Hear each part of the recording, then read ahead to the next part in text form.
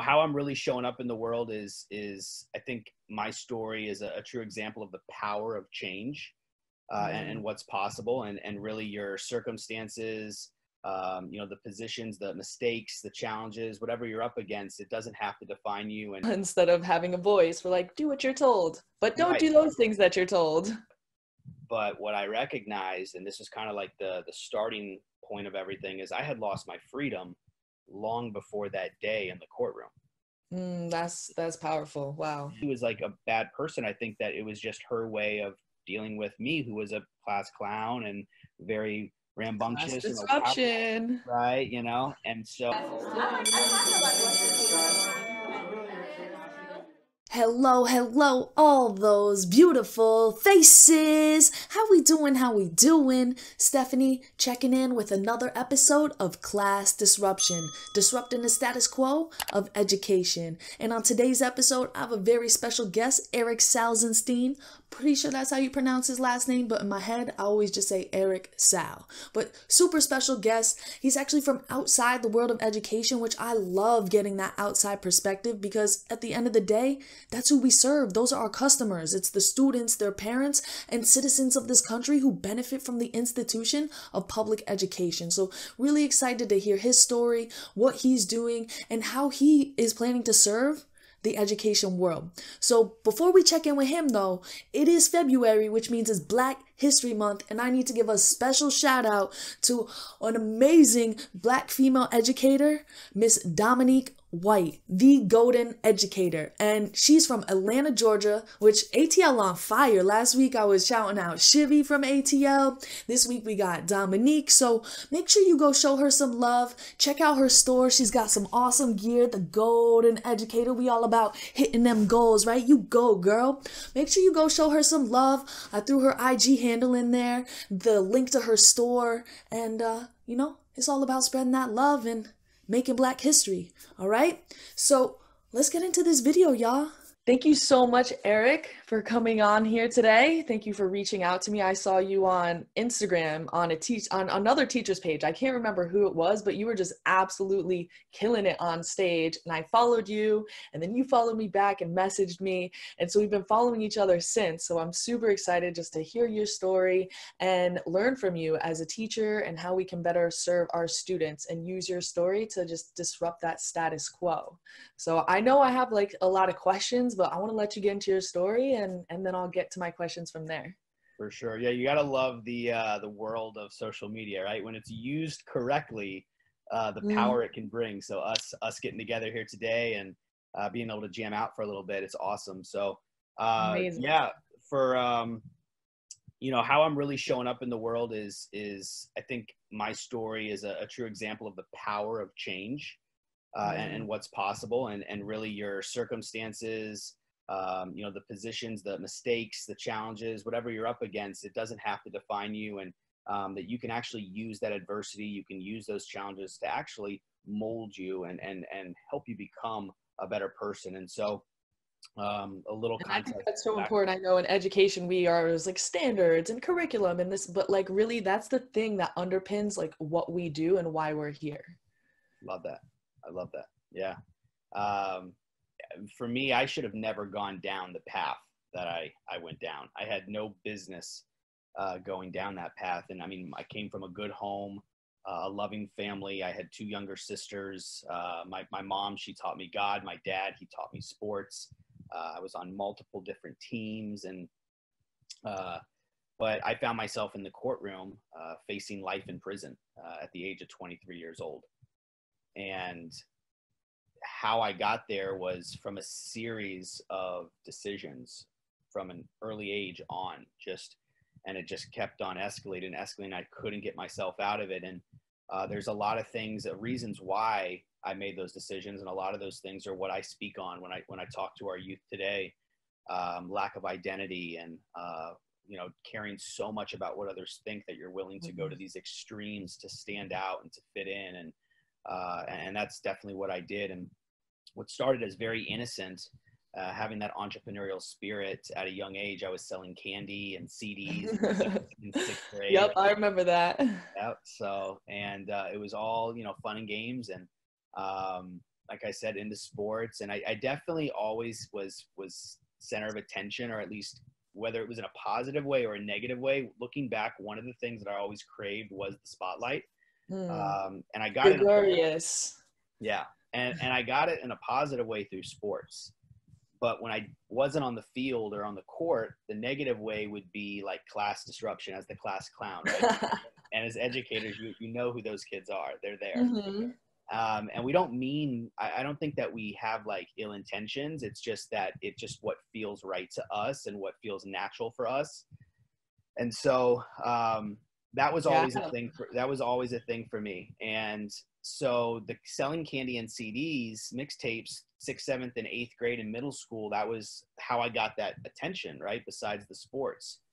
Well, fast forward, getting into high school, it's not really cool to sell candy anymore. And, you know, it's just, it doesn't.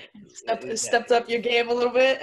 Basically, yeah. So at that time, I had been introduced to smoking some weed. On, you know, I was playing with older guys, basketball. I was playing with older guys because I was pretty skilled. That was my sport. So I was playing up a few levels. And at that time, what in my mind, it was, well, we're already smoking it. It's around. And again, it's that peer pressure. I got into it because it was just like, this is what was being done. Like, I didn't have a voice at that time. And that's another thing I speak on. It's like, you know, you don't have to say yes to these things. Like, and I didn't understand that. To me, it was like, they're doing it, I have to do it. And so it became compliance, like what we teach in school. Instead of having a voice, we're like, do what you're told, but don't do those things that you're told. Right. Exactly. Yeah, for sure. And so I basically just justified, and I said, hey, you know what, since we're already doing it, I'm going to go ahead and have it. I'll be the one to provide it. And so I started selling weed, and basically that just escalated all through high school. It got way bigger than I anticipated or ever expected or anything. And so post high school, I got swept in the pill epidemic that swept through Florida. I was going to say, because I know that especially in Florida, there was a huge like ring going on down there. Yeah. So that was the big like turning point for me, because it went from weed now all of a sudden to painkillers and anti-anxiety medication and muscle relax, all the things. I remember when that happened in like college. I always thought it was so weird. I was like, you know, like I can understand some of the stuff, but like the pills it's scary for sure. Yep. And that became, when I got introduced to that world and I got into that world, it became this vicious cycle of addiction and greed, and again, still feeding those base desires of center of attention. My phone was always ringing, and I just was living this like alter ego lifestyle that I built that really wasn't me, and it didn't represent how I was raised or what it was just, I built this like this alter. In the moment, gotta always keep it up. It's like when you're like, well, if I just do this and if I just do that, but then it never seems like it's enough. Right. Yeah. And in late 2012, it all came crashing down basically. And I was actually arrested for, it wasn't selling the drugs. It was an armed robbery.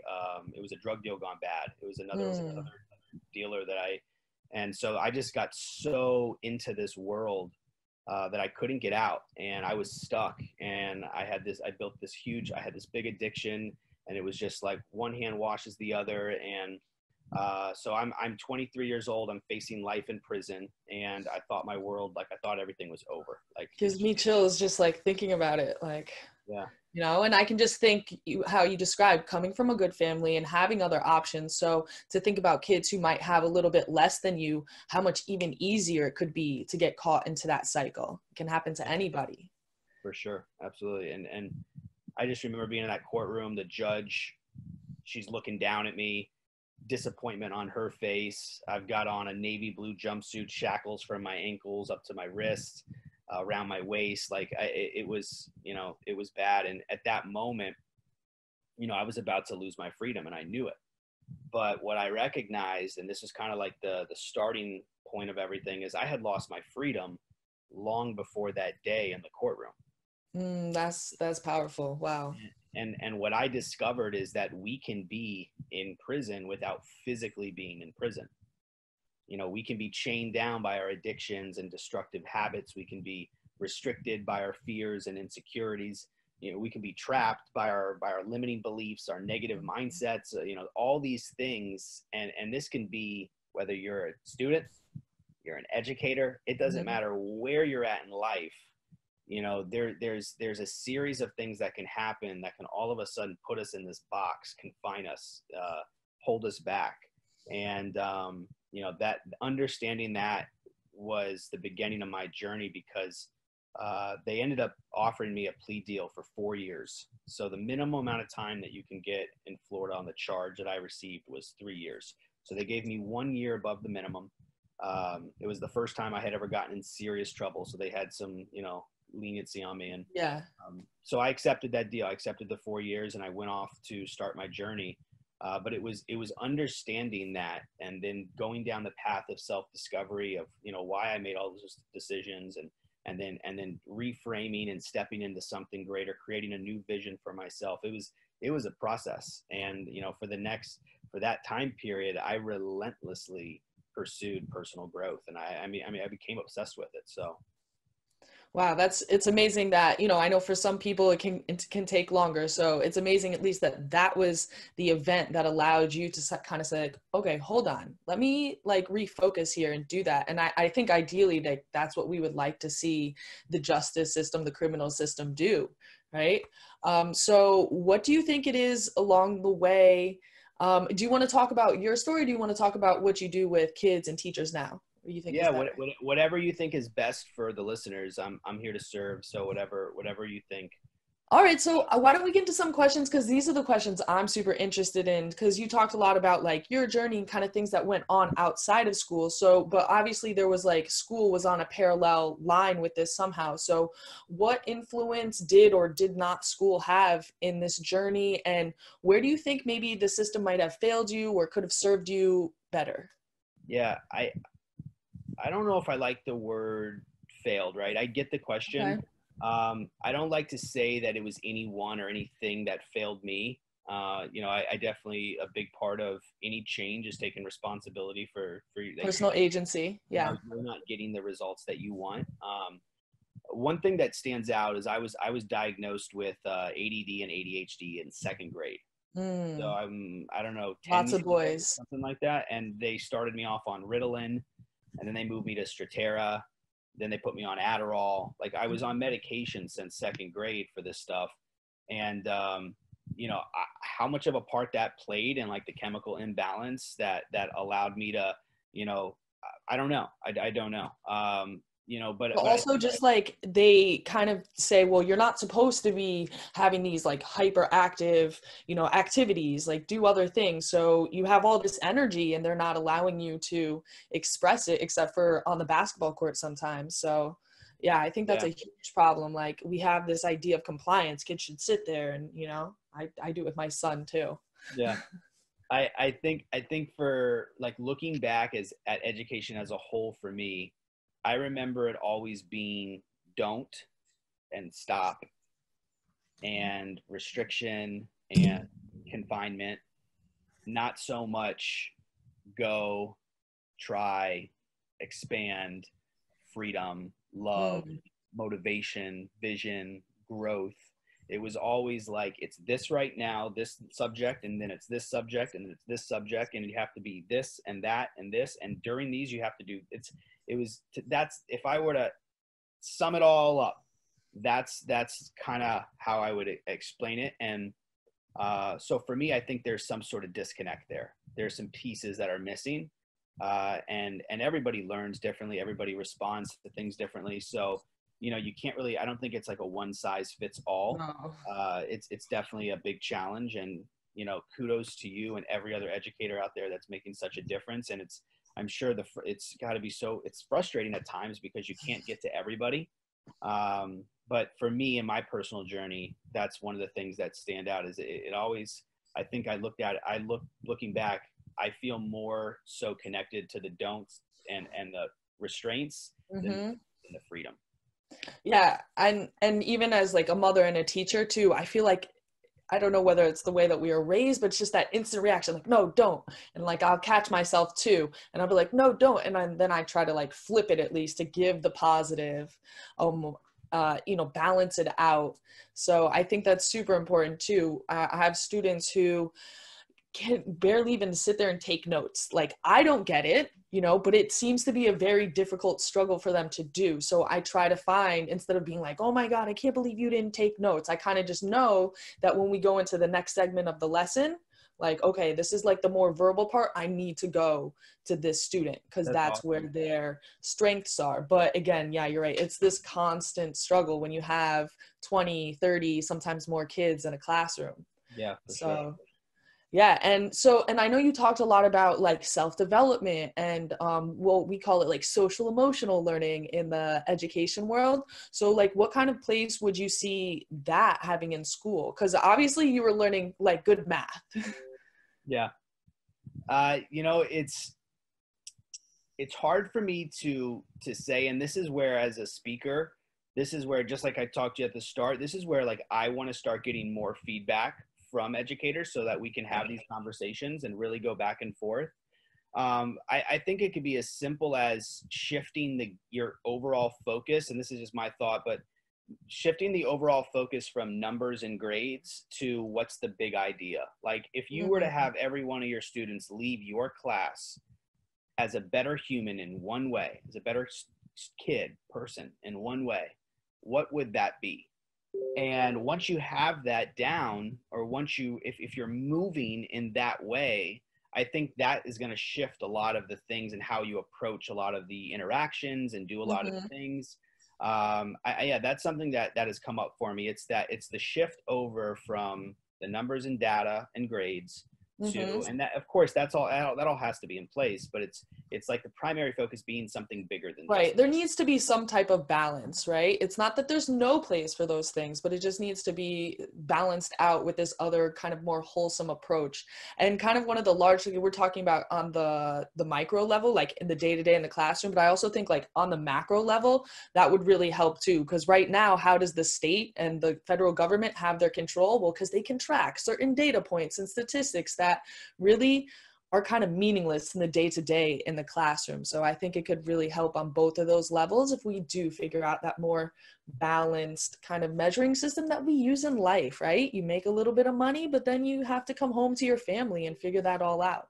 Right. So now you kind of talked a little bit about the work that you do with students. So what is it that you do, and take your experience, how do you share that with students and with teachers, and kind of like, what do you hope to have as your legacy in the education world? Yeah, for sure. So it's definitely a little different, but it does have some overlap. For the students, I want them to feel empowered. I want them, what's the one thing all kids want? We want to feel like adults. We want control. We want to have freedom. So instead of like taking that back, it's putting it in their hands and saying, hey, like, you have this in your hands. Like, you have what you're doing with your life. Like, yeah, your parents and teachers and everybody, they're telling you like kind of what to do. And I know you feel that in many ways, but you have the control to decide where you're going to go. And I use my story to represent that, because at one point, all my decisions brought me to a courtroom. And now on the other side, now all my decisions have allowed me to live a life that I absolutely love, live a life of freedom, live a life where I travel and I don't clock in anywhere. Not to say, like, for me, this is what I got to live, and that's based on my decisions and my actions. And so really like empowering and giving that control and power to them, and showing like, you have way more control over your life than you think. That's a big thing for me as a speaker. Of course, I hit on bullying. That was, I definitely dealt with that a lot in grade school. The drug and alcohol awareness, and for that, not so much like the thought of, I didn't know that using it one time was going to lead to this. So you get in there on that's so weird, because like I feel like when I was a kid growing up, there used to be a pretty good deal of that, but I don't really see a lot of that stuff anymore. It's the thought of like, hey, it's just especially now, it's becoming so widespread. It's just one hit, or it's just one joint or whatever, so we minimize it. Because like the legalization. We have no idea where it's going to take us. We have no idea how we're going to react to it. And so at the end of the day, it's like, do you really in your heart want to do that? Or are you doing it because somebody else is putting it in front of you? So, I hit on some of the big hot button topics that our students, our youth are facing for sure. For educators, this was a challenge for me. So I'm actually giving my first workshop in Reno in March, and we got 2,000 educators there, and it's part of the state. My goodness, that's a big crowd, 2,000 educators. CATA State Convention. I'm super excited. And when I signed up for this, I thought that I was going to be presenting my keynote, from prison. Okay. And turns out that I'm not. I'm giving a workshop to teachers, and I have to teach the teachers. I'm like, teach the teachers. I'm like, I can't teach the teachers. No, I think it's so important. Like teachers, sometimes they all see like things on social media, like we don't, if you're not a teacher, you shouldn't give your perspective. But I think that's the most important thing. Like, shouldn't we? Everybody's our customer. Yeah, and like they're our customer. You know what I mean? In any other business, you constantly want to know, what is your customer thinking? What's the market like? And so I just think it's so valuable to get the outsider perspective. And I think it's so important, even if they don't get the back workings, just like any business. You don't walk into a business and know what goes on in the back room. You just want that good service. I love that you're on that. But for me, I was conflicted because I was thinking like how you kind of described the mainstream. Like I was like, man, I've never taught in a classroom. Like and the big thing I saw with all these speakers that they're going to be speaking on is like how to create better culture. How to enhance the moods of the students, how to bring the students together. And I'm thinking to myself, like, I just don't know if I'm qualified enough to go in there and give a 45-minute workshop on this, to any of that. And so I played with a few ideas. Nothing felt right. Like I was struggling. I was like, well, Erik, you've already invested in this. You're going out there. You better figure it out. So I had to come like, well, what is it that really is, what do you do? Like I asked myself, what do you do? And it was, I'm a person of change. I'm in the business of change. I've done it in my coaching business as far as like business development, career, life, fitness, health, mindset, all those areas have been covered. People to people, I do it one-on-one. I do it in group format. I do it from the stage, and I did it in my personal life from that first day going into prison. I'm in the business of change. And so it's simple. I want to be selfish with these teachers and educators. I want to focus on them. I don't want to make it about the students. For me, this is what felt right. I want to make it about them. And so, I think that's good too, because often as teachers, we do make it too much about the students, and we need to say, well, if we're not fully, in it ourselves, how can we really be fully serving the students? So I think that's important. Yeah. And as soon as I shifted focus to that, everything felt right. Like fell in place. Nice. Everything felt right. So I'm going to be giving a workshop on helping them tap back into their superpower, no matter where they're at. If they're feeling burnout, if they're a little bit further along and they're more the veteran, they've been around for a while, or whether they're new and they, wherever they're at in their stage. What we're going to be focusing on in this upcoming workshop is following a GPS model. Is what I've come up with, and really tapping into them, solely into them. So that way, when they're operating from their best, it's going to overflow into all the other areas of their lives, right? Yeah, exactly. And this is how I operate in my coaching business with my clients. And so I said to myself, this is what feels. And as soon as I did that, now the light bulb went off. I've been having so much fun putting this workshop together. I can't wait to present, and it's going to be a blast. So. Yeah, that's something that I'm interested in too. Like this whole difference between, because there's a big thing in, I'm burnt out. But I don't know if teachers are really burnt out or if they just don't feel like they have control. And I feel like there's a little bit of a difference. One just means that you kind of do have to shift your mindset and be empowered. And teachers kind of feel like they don't have a lot of control. They don't have a lot of autonomy in their job. So I think, it's very important. I think that comes from like the restrictions of like how you said, the having to hit certain data points and having to have like measured in this way and that way. Do you think a lot of that like lack of for sure. It's all like that. We're so restricted. I have to teach 250 or 350 years of history in 8 months, and I have to cover, and not only that, it's global history. So it's not like it's just US. Like we're covering all these different places on the globe, and you can't ever really dig deep, you know, it forces you to stay surface level and forces you to make funny decisions too. Like, well, I have to get these kids to pass the test, and like these kids I know are definitely going to pass. So I need to, even though I feel like I need to be giving energy to everybody, no matter where they are in their learning journey. So yeah. And then I imagine that's why sometimes we question the things that our admin do as well. It's like, why would they act like that? But people above them are putting these weird requirements and statistics and data, and they want to see things certain way. So yeah, see, like my thing is, of course, the other things that a lot of the speakers talk on and help educators with, they're so needed. The thing where I really feel focused on is exactly what I was saying is themselves. And if they can just show up, if I can help educators show up, or just people in that space, no matter what capacity, no matter what you're doing, show up better for you, to where you're waking up feeling better about yourself, and you're going through your day feeling better about how you as a human are operating, you're going to be able to handle all that stress and all that stuff. You're going to be able to handle that so much better. And that's how I feel, like, from sometimes day to day too. Like one day I'll be like good to go, like no worries, and then another day you just got to like reconnect with that why. Like yesterday a little bit I think it's too, like, the unstructured days I'm on vacation right now, I kind of like lost sight of my why, and I was like, what's going on here? And I had to like really refocus and get it, and now I'm like, oh yeah, that's why. Well, I'm sure what you're doing here really helps you. I can only imagine this is probably huge as far as your energy levels and keeping you up, just like, you know, we're doing this thing because you're just putting out so much positive energy, and you're hitting on so many different topics that need to be spoke on. So I can only imagine, like, this right here, like this is such an outlet for you and a tool of growth for you.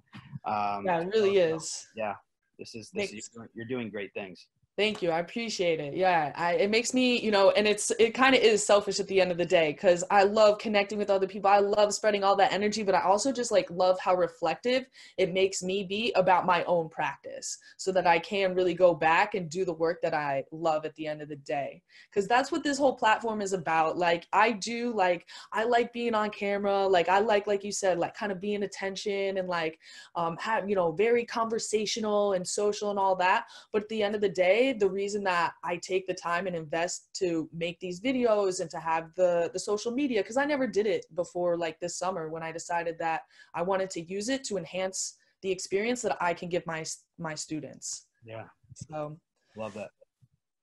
Yeah. So is there any like messages that you want to send out there, either if it's to anybody who is in your, like a teacher that you had or something in your childhood or schooling experience, or just a message for future teachers that we can take with us based on your experience? Yeah, that's awesome, man.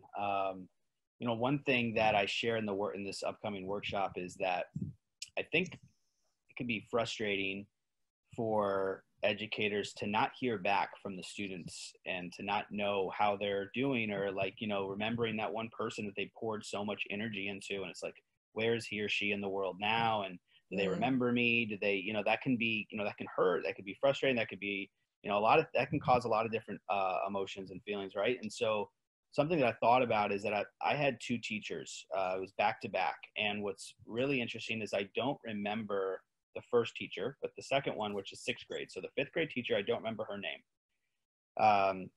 I remember her as a teacher, going back to what I was saying, no, don't, always, always telling me, why can't you be like so, like it was very much, and I don't think she was like a bad person. I think that it was just her way of dealing with me, who was a class clown and very rambunctious, Disruption, right? You know, and so I think that was just her way of handling me. Now I get into sixth grade, and I remember his name, Mr. Melanese. And see, it's crazy how those ones stick with you. I love it.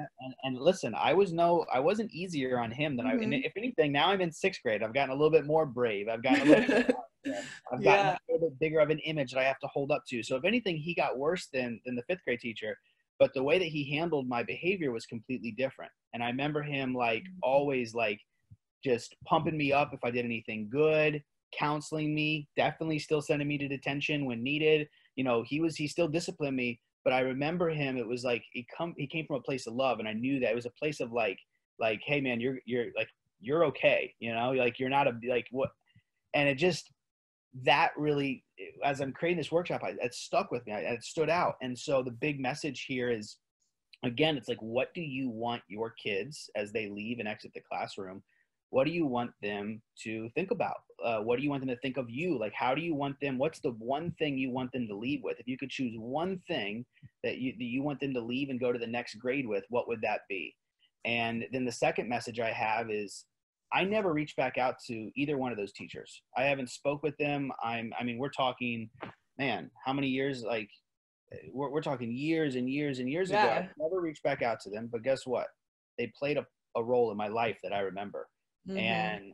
And so I would say, you're, just because you're not getting, and I think you guys know this, but just to kind of, it's easy to forget. There you go. Right. Like your imprint, it's there. It's there on these kids. And as they go on and in their life, as they go to, whatever direction they go down, you're playing a role, some smaller than others, but you're playing a role. And it's just so important to remember. So.